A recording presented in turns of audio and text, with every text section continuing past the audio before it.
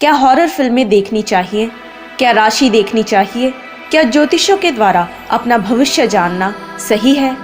नहीं, ये सब काम शैतान को हमारे जीवन में आने का मौका देते हैं। आज के लोग और कल्चर पैरानॉर्मल चीज़ों और बातों के ज़्यादा ही शौकीन होते जा रहे हैं। आज बहुत से मसीही लोग साइकिक्स पर, पुनर्जन्म पर और तारों की स्टडी पर विश्वास करते हैं। आज भी लोग रोज़ सुबह उठकर राशि देखते हैं, जिसके मुताबिक ये माना जाता है कि तारों और ग्रहों की पोजीशन लोगों के जीवन पर असर करती है। आज एंटरटेनमेंट इंडस्ट्री भी इन चीज़ों को कई तरीकों से बढ़ावा दे रही है, जैसे कि वीडियो गेम्स के ज़रिए, टीवी शोज़ के ज़रिए और मूवीज़ के ज़रिए, जिनमें भूतिया कहानियाँ, पैरानॉर्मल एक्टिविटीज़ जिसमें भूत, चुड़ैलें, ज़ॉम्बीज़, शैतानी हरकतें और ज्योतिषी दिखाए जाते हैं। ये भी एंटरटेनमेंट इंडस्ट्री में बड़े बिजनेस हैं। और अब ऐसी कई फ़ोन ऐप्स भी हैं जिनसे आपको आपके आसपास भूत प्रेत ढूंढने में मदद मिलती है। आप कह सकते हैं कि पैरानॉर्मल अब नया नॉर्मल बन गया है। अब ये सिर्फ हैलोवीन डे तक ही सीमित नहीं रहा, ये अब किसी न किसी तरह से लोगों की रोज़ाना ज़िंदगी का हिस्सा बन चुका है। हमारी दुनिया और हम परमेश्वर के द्वारा और उसी के लिए बनाए गए हैं। वही महान है और सब कुछ देखा और अनदेखा उसी के द्वारा रचा गया है।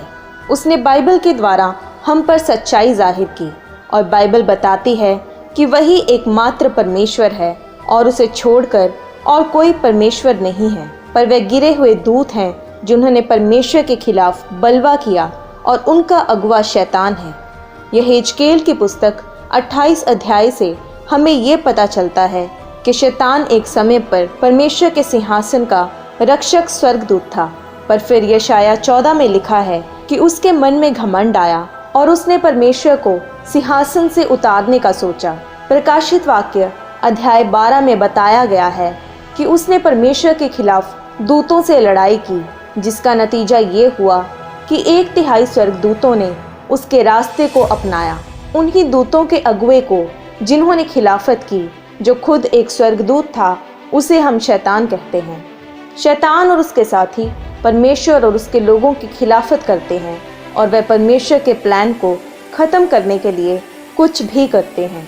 आज शैतान ने लोगों को कई तरह के धोखों में रखा है, जैसे कि कोई परमेश्वर नहीं है, या एक परमेश्वर नहीं है, या परमेश्वर एक ही है पर उसके नाम अलग अलग हैं, या स्वर्ग जाने के बहुत से रास्ते हैं, या कोई स्वर्ग है ही नहीं। वे लोगों को धोखा देते हैं कि सुपरनैचुरल पावर्स लोगों को अलग अलग तरीक़ों से मिलती है और ये पावर्स नुकसान नहीं करती। इसलिए बाइबल बहुत ज़रूरी है, क्योंकि वे ऐसे कल्चर में जिसमें लोगों के अपने अपने ओपिनियंस हैं, वह हमें गाइड करती है और हमें सब कुछ क्लैरिटी में बताती है। इफिसियों 6:12 में पौलुस प्रेरित हमें आत्मिक माहौल और युद्ध के बारे में बताता है, ताकि हम ये ना सोचें कि जो हम देख रहे हैं वही सब कुछ है। लिखा है कि हमारा ये मलयुद्ध लहू और मांस से नहीं, परंतु प्रधानों से और अधिकारियों से और इस संसार के अंधकार के हाकिमों से और उस दुष्टता की आत्मिक सेनाओं से है जो आकाश में है। पौलुस ने फिर 2 कुरिन्थियों 11:14 में भी कहा कि शैतान आप भी ज्योतिर्मय स्वर्गदूत का रूप धारण करता है। वह हमें उन चीज़ों के बारे में अच्छा फील करवाना चाहता है जो असल में अच्छी नहीं होती। विश्वासी होने के नाते आपको शैतान के बारे में ये बातें पता होनी चाहिए। पहला ये कि वह सब कुछ नहीं जानता और ना ही सबसे सामर्थी है। दूसरा, वह परमेश्वर नहीं है और ना ही परमेश्वर के जितना सामर्थी है, क्योंकि वह भी रचा गया था, इसलिए वह भविष्य नहीं देख सकता और ना ही भविष्य जानता है। समय सिर्फ रचे हुए लोगों पर अप्लाई होता है। परमेश्वर की कोई शुरुआत या अंत नहीं है, वह कभी रचा नहीं गया। परमेश्वर समय से बाहर रहता है, इसलिए वह शुरुआत और अंत देख पाता है। वह मैं हूँ यानी आई एम है। जो अनंत काल तक मैं हूँ है, वह भविष्य बता सकता है क्योंकि वह भविष्य में है। वह आपको पास्ट बता सकता है क्योंकि वह पास्ट में भी है। वह सब कुछ जानता है और उसकी रची हुई कोई भी चीज़ ऐसा नहीं कर सकती। तीसरा ये कि शैतान यीशु मसीह का भाई नहीं है, जैसा कि कई कल्चर्स में सिखाया जाता है। चौथा, वह एक गिरा हुआ स्वर्गदूत है। पांचवा, वह एक हत्यारा है, जैसा कि यूहन्ना 8:44 में लिखा है कि यीशु मसीह ने कहा कि तुम अपने पिता शैतान से हो और अपने पिता की लालसाओं को पूरा करना चाहते हो। वह तो आरंभ से ही हत्यारा है। वह मृत्यु को पसंद करता है। जब भी कोई मृत्यु होती है वह खुश होता है। छठवां, वह एक झूठा है। यूहन्ना 8:44 में लिखा है कि वह तो आरंभ से हत्यारा है और सत्य पर स्थिर नहीं रहा, क्योंकि सत्य उसमें है ही नहीं। जब वह झूठ बोलता है तो अपने स्वभाव ही से बोलता है, क्योंकि वह झूठा है, वरन झूठ का पिता है। ये यीशु मसीह हमें शैतान के बारे में बता रहे हैं। शैतान का सबसे बड़ा झूठ ये है कि बुरा अच्छा है और गलत सही है, नुकसान ही लाभ है और मरणहार अमर है। सातवां, वह तबाह करने वाला है। वह लोगों का विश्वास तबाह करके उन्हें परमेश्वर पर विश्वास करने से रोकता है। दूसरा कुरिन्थियों 4:4 में लिखा, और उन अविश्वासियों के लिए जिनकी बुद्धि इस संसार के ईश्वर ने अंधी कर दी है, ताकि मसीह जो परमेश्वर का प्रतिरूप है उसके तेजों में सुसमाचार का प्रकाश उन पर ना चमके। यूहन्ना 10:10 में यीशु मसीह ने कहा कि शैतान चोरी करने, घात करने और नष्ट करने के लिए आता है। आठवां, शैतान हारा हुआ है। यूहन्ना 12:31 में लिखा, अब इस संसार का न्याय होता है, जब इस संसार का सरदार यानी शैतान निकाल दिया जाएगा। जब यीशु मसीह धरती पर आए तो वह शैतान की हार की शुरुआत थी। जैसा प्रकाशित वाक्य 20:10 में लिखा है, उनका भरमाने वाला शैतान आग और गंधक की उस झील में, जिसमें वह पशु और झूठा भविष्यद्वक्ता भी होगा, डाल दिया जाएगा और वह रात दिन युगानुयुग पीड़ा में तड़पते रहेंगे। तो आप ये इमेजिन करें कि एक और परमेश्वर है, उसके लोग हैं, उसके दूत हैं, उसकी योजना है, उसकी सामर्थ है, और दूसरी ओर ये पैरानॉर्मल वर्ल्ड है जो कि शैतान और भूत प्रेतों की दुनिया है। और एक मसीही होने के नाते आपका इस शैतानी दुनिया के साथ कोई लेना देना नहीं है। शैतान और उसके साथी चाहते हैं कि आप अपना जीवन उसके शैतानी दुनिया की ओर खोलें। आपको ये पता भी नहीं होता कि आप ऐसा क्या कर रहे हैं जिससे शैतान आपकी ज़िंदगी में एंटर करता है। पर आप अगर कुछ भी ऐसा करते हैं तो आप अपना जीवन शैतानी प्रेजेंस, शैतानी हरकतों और शैतानी प्रभावों के लिए ओपन करते हैं।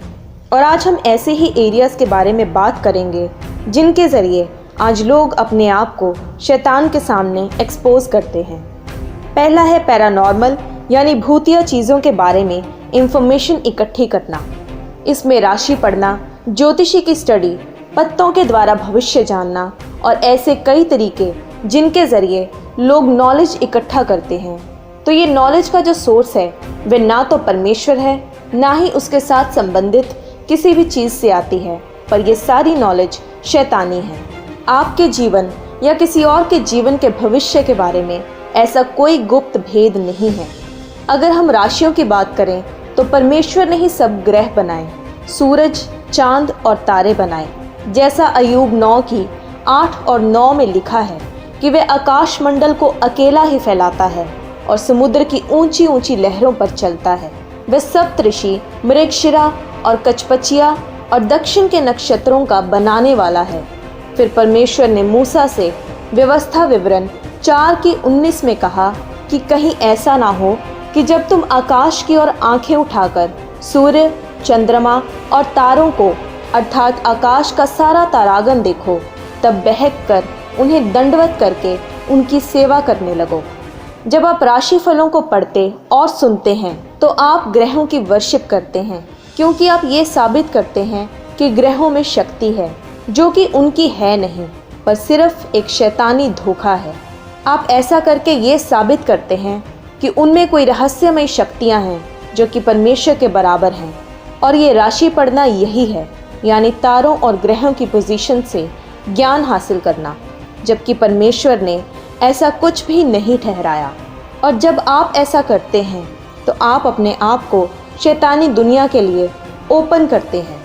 यशाया 47:13-14 में लिखा है, तू तो युक्ति करते करते थक गई है, अब तेरे ज्योतिषी जो नक्षत्रों को ध्यान से देखते और नए नए चांद को देखकर होनहार बताते हैं, वे खड़े होकर तुझे उन बातों से बचाएं जो तुझ पर घटेंगी। देख, वे भूसे के समान होकर आग से भस्म हो जाएंगे, वे अपने प्राणों को ज्वाला से ना बचा पाएंगे। अगर आप भी राशि फलों को पढ़ते हैं ये देखने के लिए कि आज का दिन कैसा निकलेगा, या ये हफ्ता, ये महीना या ये साल कैसा निकलेगा, तो ये सब बंद कर दें। अगर आप ऐसी गेम्स भी खेलते हैं जिनके द्वारा आत्माओं को बुलाया जाता है, या आप भविष्य देखने वालों को बुलाना आदि में दिलचस्पी रखते हैं, तो आपको कोई अंदाज़ा नहीं है कि आप कितनी भयंकर पावर में इन्वॉल्व हो रहे हैं।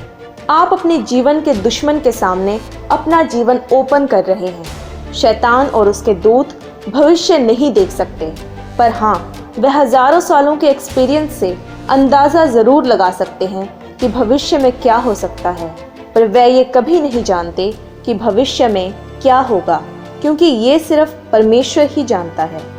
जकरिया 10:2 में लिखा है कि क्योंकि ग्रह देवता अनर्थ बात कहते और भावी कहने वाले झूठा दर्शन देखते और झूठे स्वप्न सुनाते और व्यर्थ शांति देते हैं।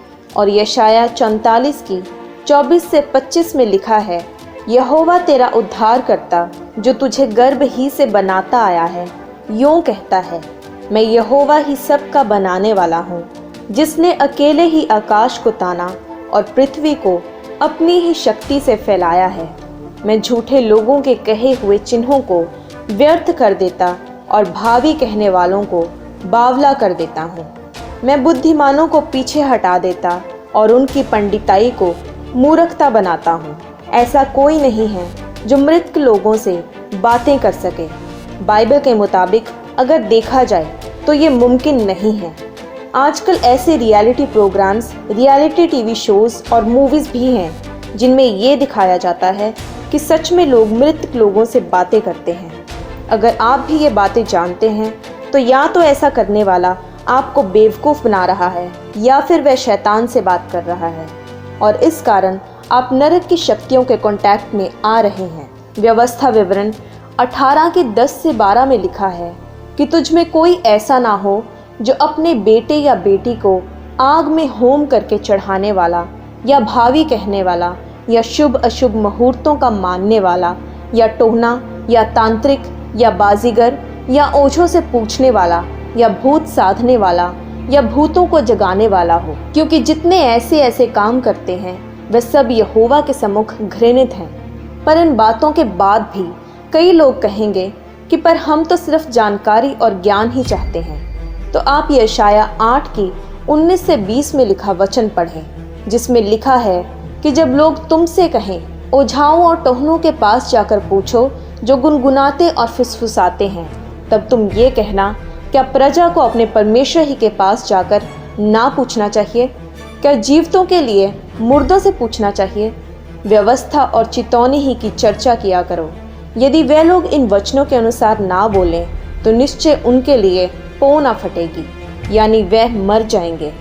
इसका मतलब ये है कि परमेश्वर का वचन और उसकी आत्मा जो हम में रहती है, उसने हमें सब कुछ दिया हुआ है जो हमें अपने जीवन और परमेश्वर की धार्मिकता के लिए चाहिए।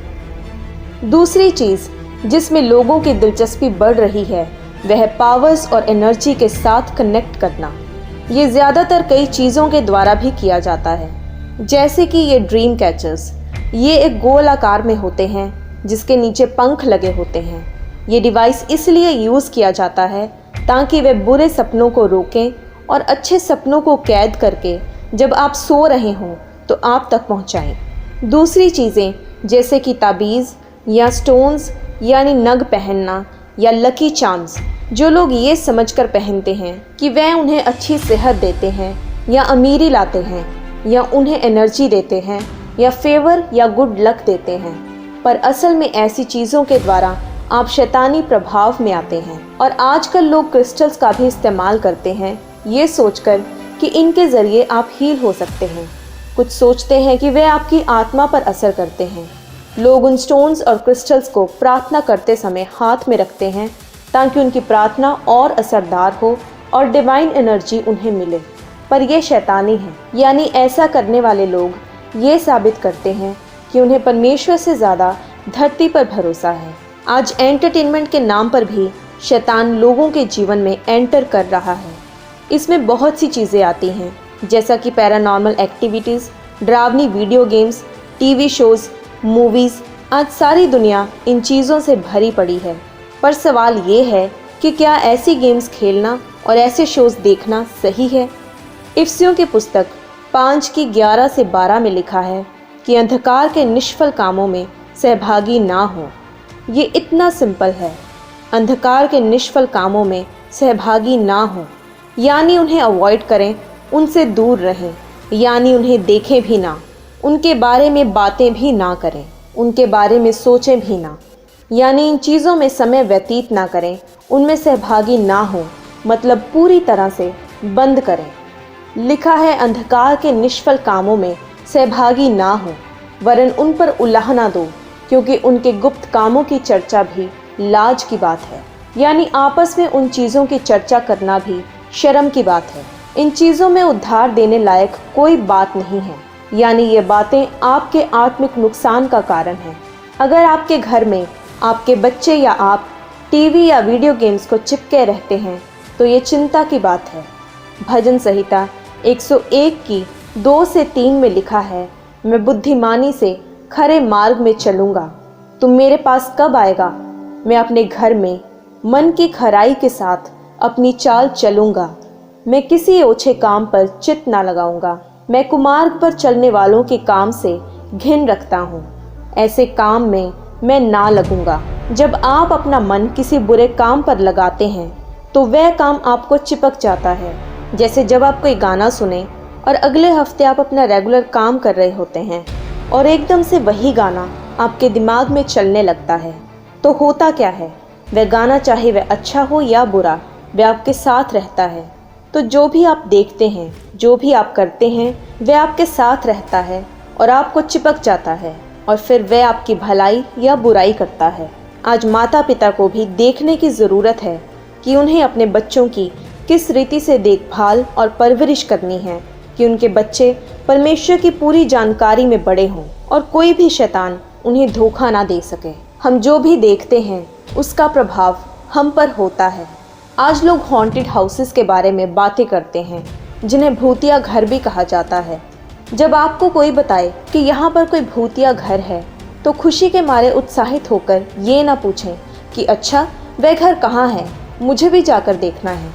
ऐसी चीज़ों में आपको कोई दिलचस्पी नहीं रखनी चाहिए।